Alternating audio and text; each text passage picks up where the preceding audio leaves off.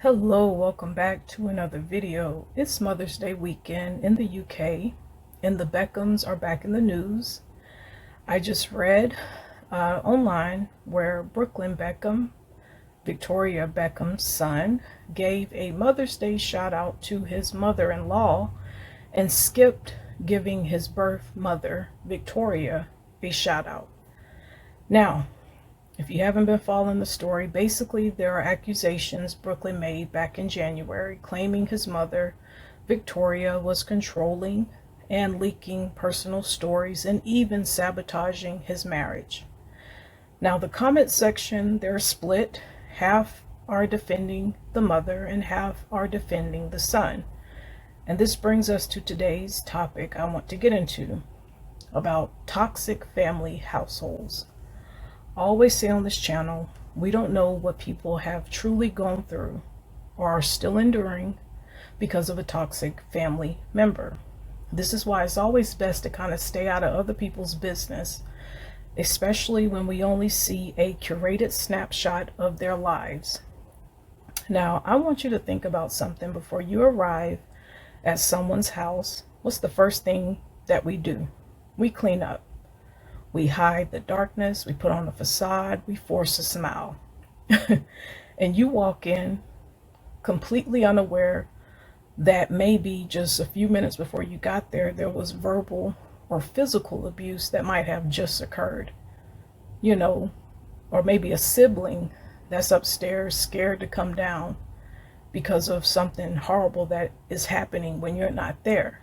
All you get to see, whether you're on the phone with these people or at church or on social media, is this happy, perfect family, dressed nicely, being extra sweet, going above and beyond.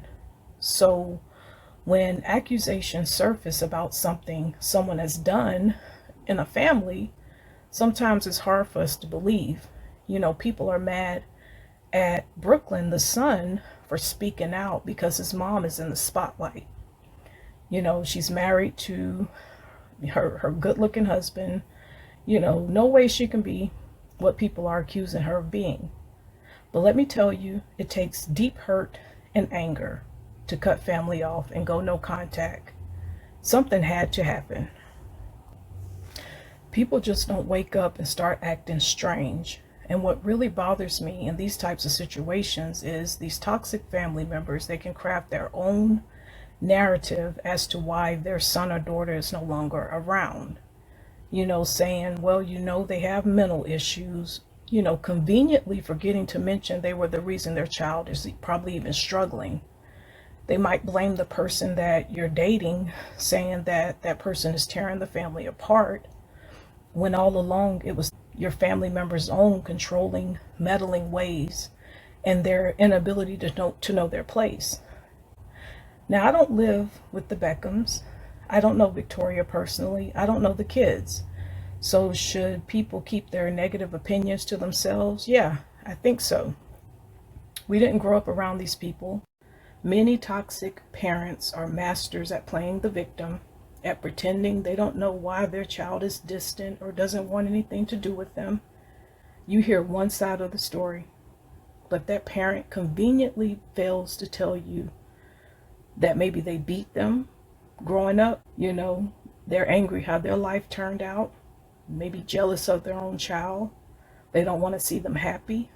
They go behind their back every chance they get and tell anyone who will listen that their child ain't shit, excuse me for cursing, or they keep up with people that their children are no longer talking to, basically playing both sides. They don't have their back or support them whatsoever. But they have to keep up this false narrative so you'll never think to question the truth. And you'll see the child as the monster and the parent as a saint. And if that child ever starts speaking out, that parent already won you over with lies. This is why I always say, hear both sides of the story. Or better yet, acknowledge we often don't have either side fully. Your mama could be a narcissist who knows how to put on a show, and your daddy could have been abusive and an alcoholic. These are the hidden truths that surface when a child finally breaks the silence.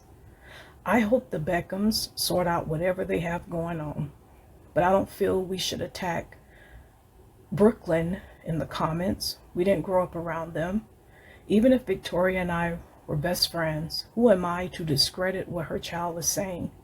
I'm only around her for a moment, only see what they want me to see. And again, I don't know what happens when the door is closed. Let's lift our families in prayer, because a lot of people are going no contact, distancing themselves for peace of mind, for their safety. You know, I remember a time when families used to get together, cookouts and everything. You know, we don't really do that no more. You got too much shady stuff going on in families, a lot of stabbing in the back, playing both sides of the fence, and basically making the devil happy. Anyway, I just wanted to put out this quick video. Take care and be blessed.